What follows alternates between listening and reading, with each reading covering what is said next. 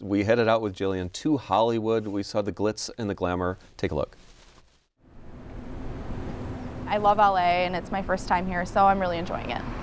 We're walking around and putting our hands in the cement and seeing whose handprints fit ours and everything on there, so that was a good time. I fit in Marilyn Monroe, so I was excited about that. It was a good time. We looked like tourists, and then we just sort of have been hanging out at the hotel, kind of getting acclimated and everything. Right now we are at Deb Scott Studio. We're waiting to see Susie in the dress, and we're going to be doing a fitting with her and seeing what needs to be fixed and everything before the unveiling. I actually have not seen the actual dress yet. I've heard about it, heard what it looks like, and things that have been altered on it, and about the fabric and everything. So right now, this is my first time seeing it, so I'm really excited.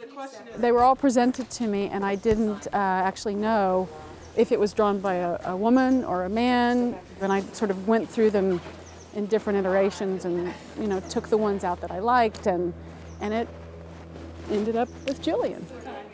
You know, I think the color of it, there's a simplicity to it, yet there's a edgy sexuality to it as well. Her use of fabrics and the way it flows. Jillian, what do you think? Why don't you tell us what you I love it. I think it looks great. I love the fabric. It's really pretty. I like the choice of doing the empire too. I think it definitely suits you, so I think it looks great. I like it. I'm very excited about it. Okay.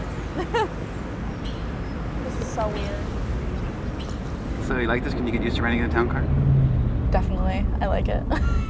I don't mind being driven around.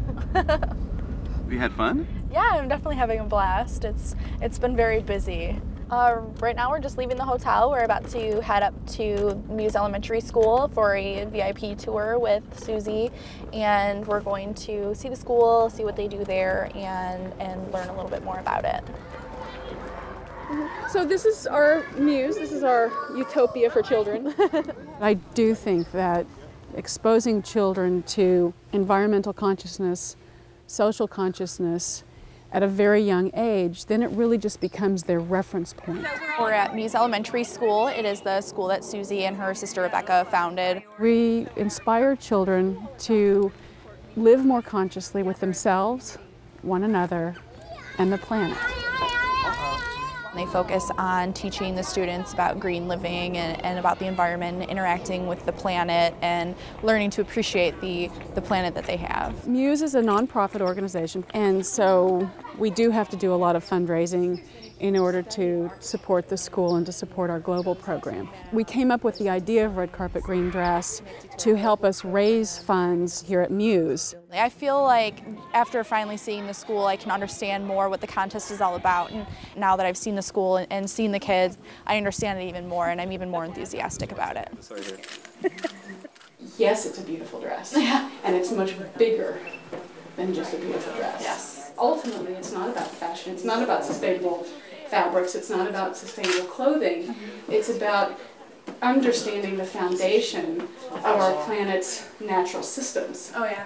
You know, and that's the most important thing. And I mean, if we're going to be here on this earth and living harmoniously with it in the next 50 years, we need to think about those things now. Luckily, we're starting to talk more about sustainable fashion because we only used to touch on it a little bit, but because of the contest and everything, it's becoming a lot bigger of a deal.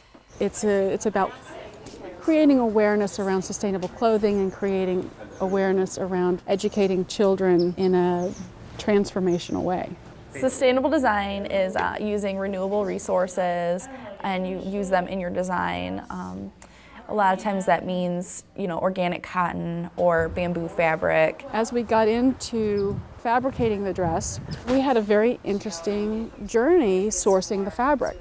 Designing a red carpet look out of, you know, bamboo fabric, for instance, you know, fabrics like that, it does have to go through a lot of chemical processes in order to make it a soft, like, nice fabric, and then it isn't so eco-friendly. So there's sort of a fine line that you have to cross. And now I'm on a mission out of this little idea to really try to make a change in the way we look at creating fabrics and dyeing fabrics, and not just for fancy dresses, but for the clothes that we wear every day. It's just a way to be more eco-friendly, to be more conscious of what you're putting into the environment, because fashion design is so fast-paced and it changes so quickly that it's important to sort of think about that in your designs, because a lot of times you wear them once and they're out the door.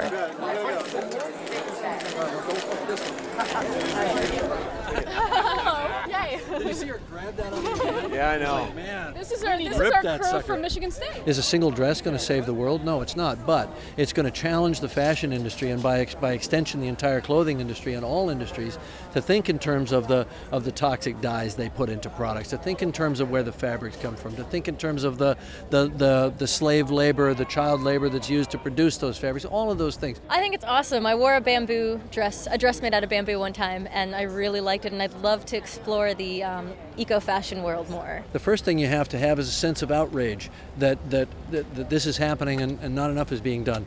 And then that has to trigger action, not a sense of being overwhelmed. People need to feel empowered that on an individual basis they can make a difference. Well, I think it's important to give people an alternative, you know, to give them a sense that there are choices that you can make, and that some of these choices can be sustainable. And it's just inspiring young designers and people who are going to be coming into the industry to be sustainable in their garments. You know, we just have to live differently. Well said. I just went on a rant. That's so much to react to. I don't even think that I can ask you any more questions about that. But do you think this is the kind of thing that you're going to be just reeling from for years to come? Hopefully, you know, I don't want it to just right after all this happened just die down. You know, I want it to keep going and keep pushing my life forward. So. Well, it's a terrific story. Jillian Granz, it's been a pleasure having you here with us. And like I said, for more on Jillian, for more on the show, head to our website, which will be put up on the screen anytime now. And I'm Jim Peck. I'll see you next time on MSU Today InStudio, and we'll keep our eyes on Jillian Granz and the fashion future, right? Yep, exactly. Okay.